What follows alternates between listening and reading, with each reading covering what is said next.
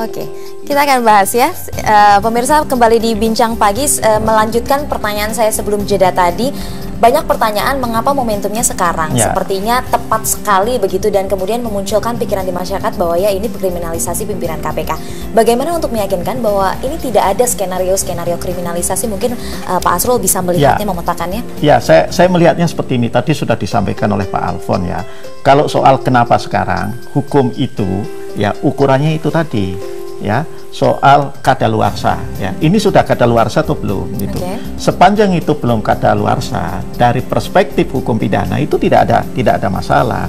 Sebetulnya yang justru harus didorong saat ini seperti yang setelah disampaikan oleh Presiden Jokowi, bahwa proses hukumnya, termasuk proses hukum yang katakanlah sedang dilakukan terhadap Mas Bambang Wijoyanto, ataupun kalau benar itu sudah dilaporkan terhadap Mas Adnan Pandu Praja, ini harus dibuat terang benderang, transparan. Nah, saya ingat waktu saya jadi advokat, itu kan misalnya sebetulnya proses hukum itu kita juga bisa ketahui, antara lain karena seperti ini. Penyidikan oleh penyidik itu kalau di internal Polri itu diawasi oleh Biro Wasidik, pengawas penyidik. Begitu ya Pak Alfon ya. Nah, kemudian kita ini katakanlah kalau saya mendampingi orang yang disangka atau bahkan pelapor, kita bisa minta untuk gelar perkara. Nah, itulah bagian dari transparansi di dalam proses hukum sebagaimana dimaksud oleh Pak Jokowi. Jadi ini sebetulnya menurut saya dikembalikan dulu pada proses hukum yang wajar itu tadi ya. Jadi saya sih mengapresiasi yang disampaikan oleh Presiden bahwa ini harus dibuat terang benderang ya. Jangan kemudian yang satu merasa di atas hukum ya, yang satu kemudian maunya melanggar hukum. Itu tidak boleh terjadi. Dijalankan sesuai dengan proses hukum yang ada dan sejauh ini Presiden Joko Widodo menyatakan tidak ada intervensi begitu ya. Sesuai dengan koridor hukum, tidak boleh ada intervensi. Nah, ini menarik, saya ingin tanyakan ke Mas Irman. Mas Irman, Anda sebut tadi bahwa jika memberikan imunitas misalnya untuk KPK, nanti kejaksaan juga, kepolisian juga begitu. Bahkan Presiden yang tanggung jawabnya lebih juga akan mempertanyakan itu, bagaimana imunitas untuk mereka, untuk institusi lain.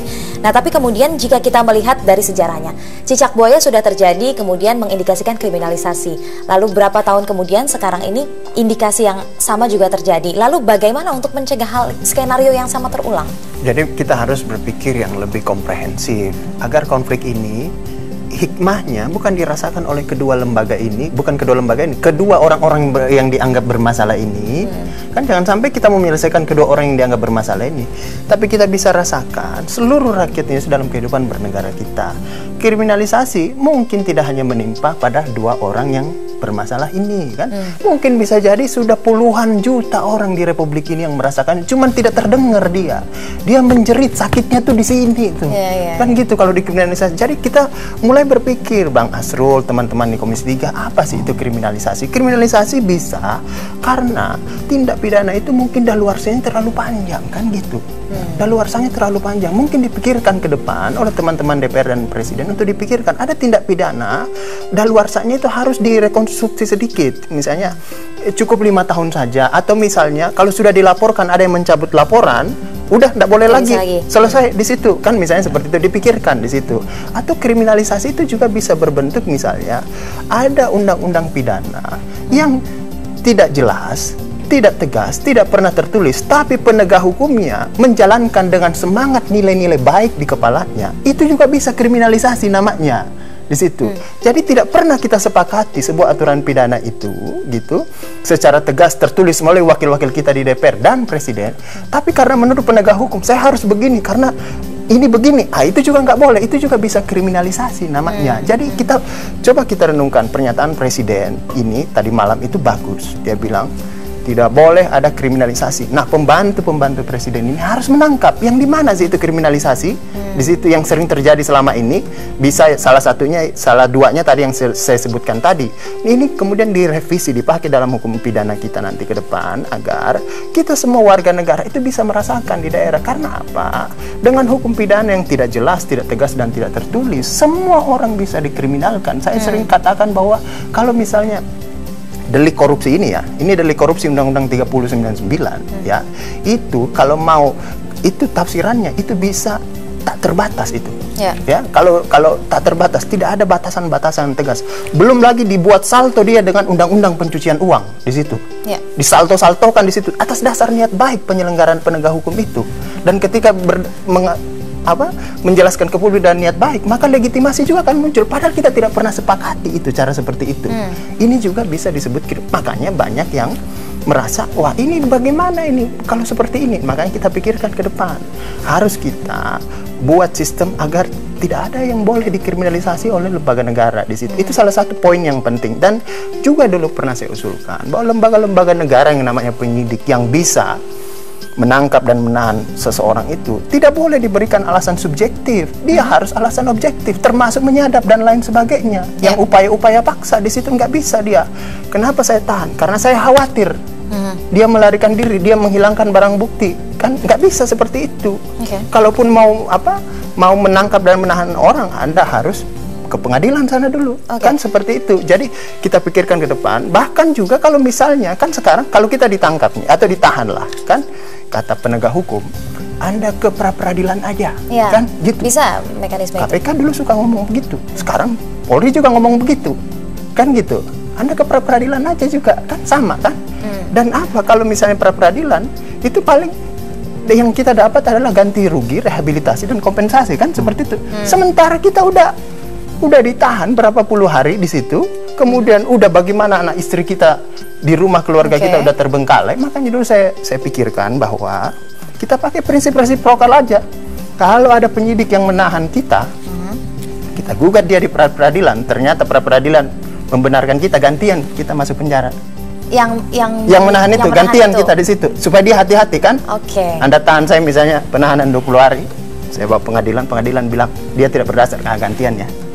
Jadi tapi kalau Anda, saya simpulkan bahwa definisi dari kriminalisasi itu harus jelas terlebih dahulu, begitu ya, bagi semua pihak. Kemudian juga hak imunitas itu menurut Anda tidak tepat dan sudah ada jalurnya lewat pra-peradilan tadi, namun memang belum ideal, begitu? Belum ideal. Inilah yang perlu dijabarkan pembantu-pembantu presiden. Pernyataan presiden ini kan, jangan ada kriminalisasi, semua orang harus di atas hukum.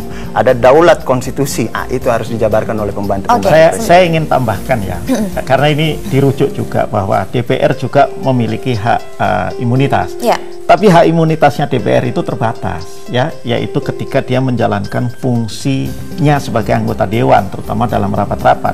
Tapi kalau dia melakukan tindak pidana yang merupakan tindak pidana umum ataupun tindak pidana khusus di luar fungsi ke DPR-an, ya dia tetap bisa diproses sebagaimana biasa. Kalau dia korupsi kan biasa ditangkap sama KPK, gitu kan? Jadi anggota DPR dan juga ombudsman begitu ya yang punya hak imunitas sejauh ini terbatas. Itu. Tapi kemudian ombudsman itu pun masih catatan menurut saya. Kalau DPR ada basis filosofinya, ada basis konstitusinya yang bisa terjelaskan. Kalau ombudsman masih. Pak Alfons, Anda melihat siapa lagi kemudian yang memang memiliki dasar untuk kemudian diberikan hak imunitas? Siapa yang layak sebenarnya, institusi mana sesuai dengan tanggung jawabnya, ranahnya?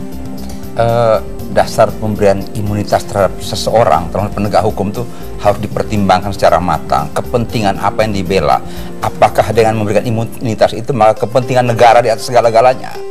Jangan sampai pemberian imunitas itu maka menghambat adagium, yaitu equality before the law. Karena semua warga negara berkesamaan depan hukum, itu asas dasar. Nah, orang sudah diberikan kewenangan merampas hak dasar manusia di dunia ini, kok masih diberikan imunitas lagi? Nah, ini bisa jadi lembaga yang menyamai kemahakuasaan. Bisa terjadi seperti taruhlah kemarin kita lihat ada sebuah ketua partai yang dipersangkakan melakukan tindak pidana korupsi, tetapi persoalan diangkat wanita lagi ditangkap di hotel, wanita ini terima duit dan sebagainya.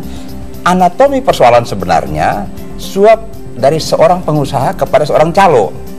Tetapi suap ini tidak terangkat, malah negara tidak dirugikan 0 rupiah, terima pun 0 rupiah. Nyatanya lembaga yang meminta imunitas hari ini diusulkan itu telah melakukan malpraktik untuk menafsirkan hukum. Sedangkan kriminalisasi yang kita omong tadi sebenarnya bagaimana para penegak hukum itu mengumpulkan alat bukti, menafsirkan alat bukti sehingga mempersangkakan seseorang. Nah, status tersangka ini kadang-kadang terkatung-katung bertahun-tahun tanpa ada kejelasan kepastian hukum. Secara psikologis, secara sosiologis orang dirugikan. Baik. Tetapi bisa terjadi, belum tentu dia menjadi seorang yang bisa dipersalahkan secara hukum. Oke, kita harus tahan dulu. Kita akan bahas lagi setelah jeda berikut ini. Pemirsa tetaplah bersama kami di Bincang Pagi.